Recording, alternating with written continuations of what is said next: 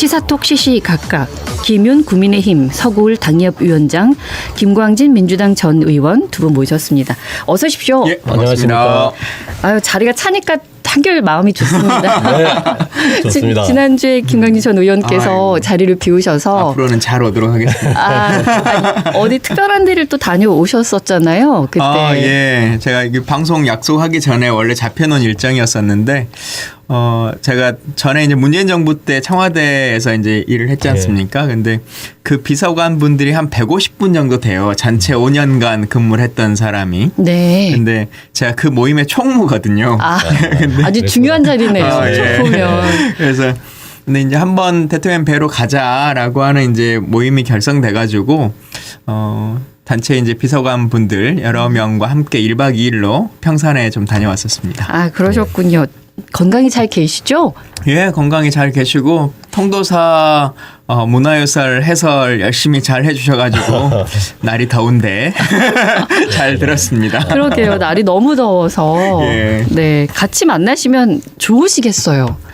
좋죠. 그리고 이제 저희도 좋고 또 대통령님도 편하게 이렇게 얘기 나누고 허심탄회하게 이제 예전 생각도 떠올리면서 소주 한잔 하실 분들이 좀 필요하실 거 아니겠습니까? 종종. 그래서 네. 즐겁게 잘 하셨습니다. 예. 예. 요즘 정치에 대한 이야기도 하실 것 같은데요. 요즘 얘기는 거의 안 했고요. 과거 얘기만. 네, 과거 얘기. 그 요즘 뭐 하는가 얘기. 근데 갔던 분들의 과반 이상이 대부분 백수로 지내고 계신. 그래요? 아, 예. 그렇군요. 어떻게 대답을 해야 돼요? 위원장님 이럴 때 뭐라고 해야 근데 돼요? 확실히 제가 보니까 정치하는 사람에서 보니까 직업 있는 사람은 교수님 아니면 변호사밖에 없더라고요. 나머지는 대부분 이제 그러니까 청와대에서 비서관을 하셨으면 대부분 그 직위에서는 갈 만큼 다 올라가신 분이고 연구원이나 이런 분들도 대부분 은퇴하신 상태이기 때문에 변호사나 교수 아니고서는 진짜 다른 직업을 계속 하기는 쉽지 않겠더라고요. 쉬었다가 또 다시 또 정치하시고 이렇게 하시는 거 아니에요? 대부분 그렇게 하시던데요? 그러니까 정치는 이제 다시 기회를 이렇게 잡을 수가 있어도 그러니까 기본적인 저기 뭐라 그럴까요? 일반 우리들이 상시 직업이 없는 거죠. 그리고 이제 언론인 같은 경우도 일단 입문하게 되면 이제 복귀하기 어렵잖아요. 못 가죠. 그렇죠. 예. 전문 직업이 아니면. 네, 알겠습니다. 지난주에 우리 이제 김윤 위원장 일부에 모시고 국민의힘 혁신위원회에 대해서 엄청 열심히 이야기했거든요. 안철수 위원장이 되시고 그런데 일주일만도 아니에요. 5일 만에 네, 진짜 너무 짧게 하시고 내려오셨어요. 무슨 일이 있었던 겁니까? 일이 있었죠. 그러니까 이제 제일 중요한 게 두 가지거든요. 얼마만큼의 권한을 확실하게 주느냐.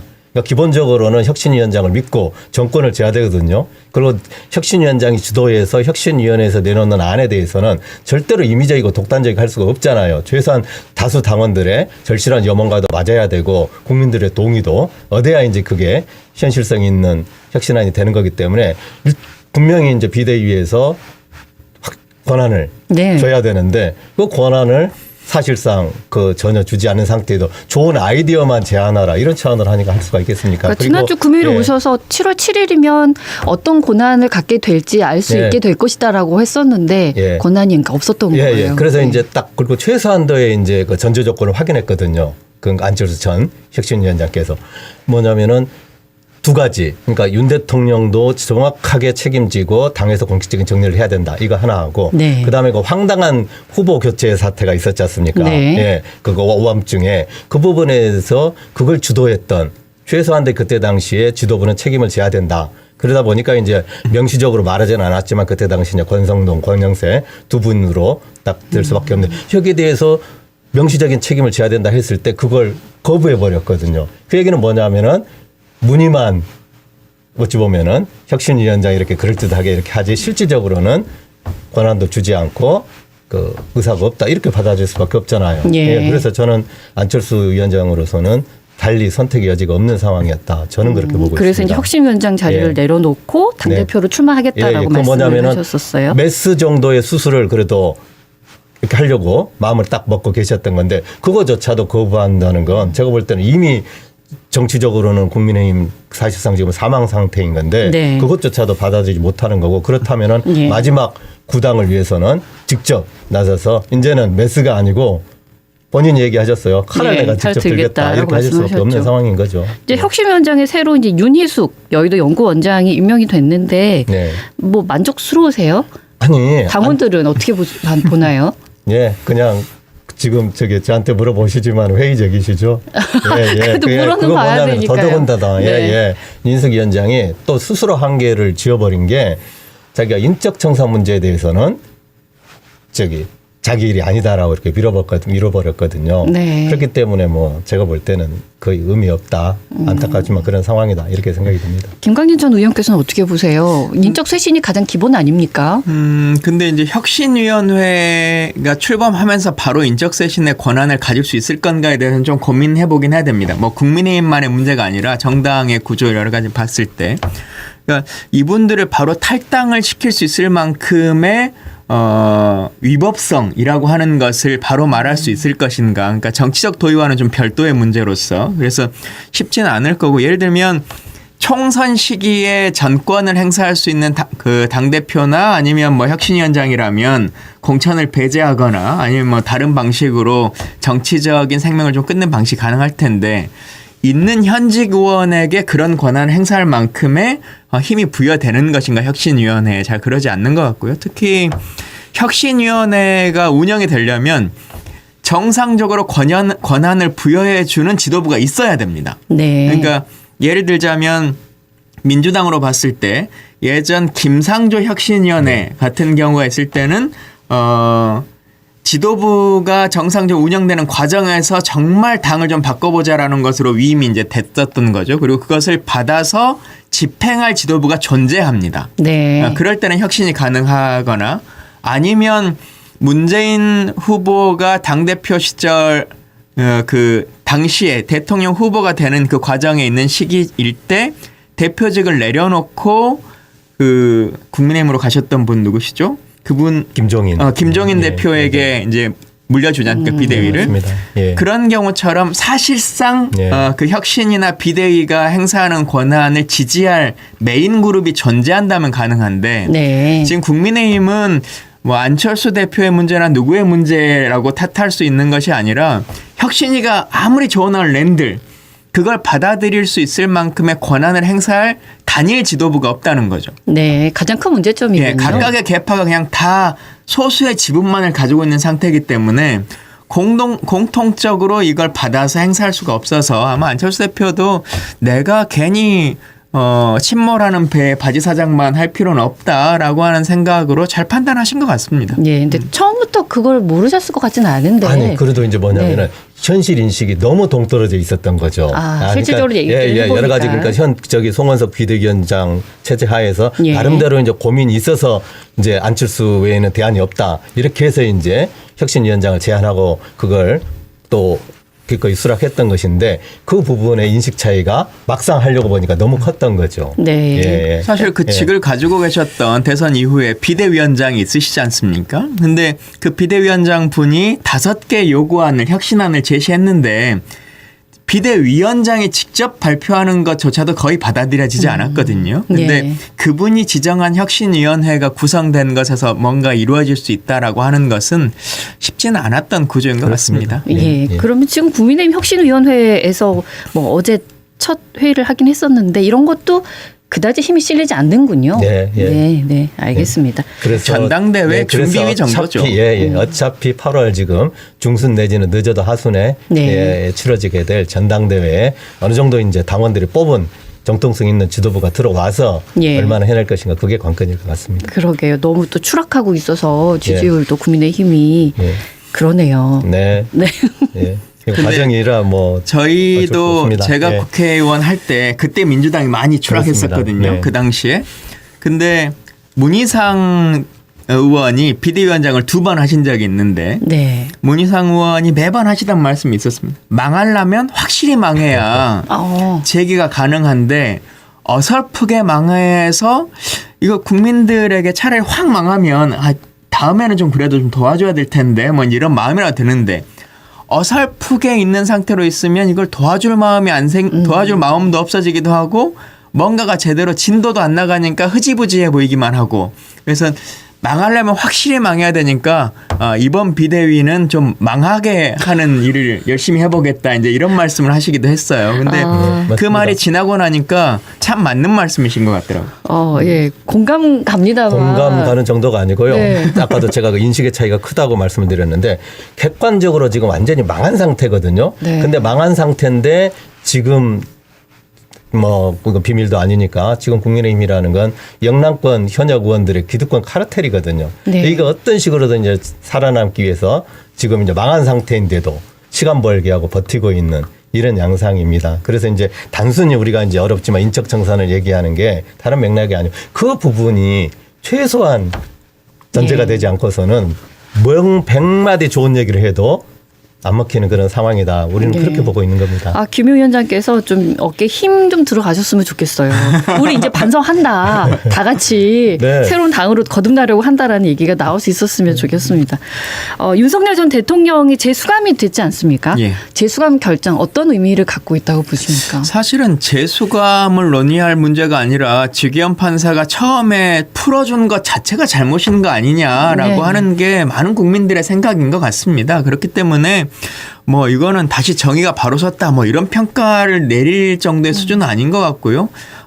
그나마도 더 늦은 거 아닌가, 더 빨리 했었어야 된다라는 생각이고 이제 그 수감이 되고 나서도 지금 조사에 성실히 임하지 않고 있어서 강제 구인까지 하겠다라고 하는 얘기를 하고 있는데 전직 대통령의 신분은 아직까지 보유하고 계신 분이기 때문에 마지막 전직 대통령으로서 스스로 국민들에게 할 수 있는 예우라고 하는 것은 잘못된 것에 대해서 스스로 좀 반성을 더 많이 하시고 검찰 조사나 특검의 조사에 성실하게 임해 주시는 것 이게 국민들에게 할 수 있는 마지막 예의라고 생각합니다. 예. 제가 이제 그 모습 보면서 정말로 안타까운 건 물론 제 생각입니다만은 아직도 윤석열 전 대통령께서는 본인이 뭘 잘못했는지 아직도 사태 파악을 정확하게 못하고 계신 게 아닌가. 그러니까 정말로 지금은 이제 본인이 그 절실하게 국민들께 사과하고 그다음에 성실하게 있는 그대로 저기 조사받고 거기에 따라서 이렇게 죄값을 치르고